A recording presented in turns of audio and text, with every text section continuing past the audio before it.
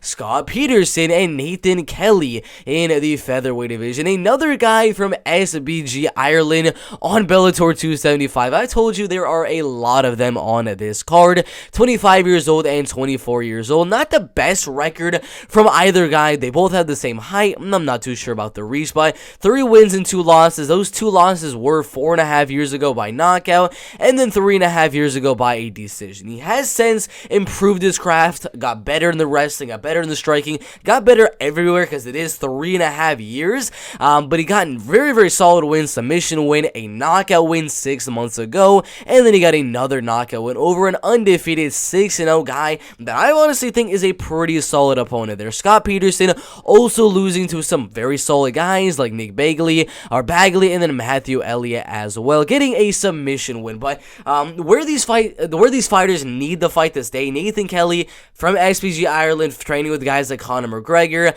I'm forgetting a lot of the guys that are there. But usually, like, if you're training with a guy like Conor McGregor, you're going to have some pretty good striking, and that does seem to be the case for Nathan Kelly, as he's a pretty solid striker. He's got a lot of knockout wins on his amateur and professional MMA career, looking to do that exact same thing here against Scott Pederson. But Scott, not looking to strike. There's no way Scott is going out there saying, I'm fighting a guy from Conor McGregor's camp, his team, I'm going to strike with him. That is not what Scott Pederson is saying. Scott is going out there with the game plan to take Nathan Kelly down, submit him, or ground and pound TKO him.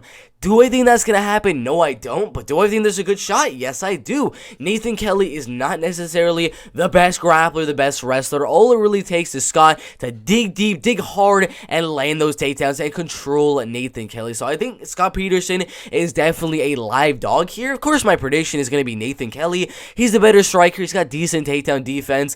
But you never know with a guy like Scott Pederson on a losing streak right here, 1-2 with a losing record. He's going to come in here trying to get back to that 50-50 record of 2-2, and he's going to put his life on the line, going for that submission and trying to be the undefeated in his last 3 fights, not as the fights before that, but he's trying to go out there and submit Nathan Kelly. So that does make Scott Pederson a very dangerous fight for Nathan Kelly. But overall, Nathan's the better guy in terms of striking, so I'm going to go Nathan Kelly by a decision here.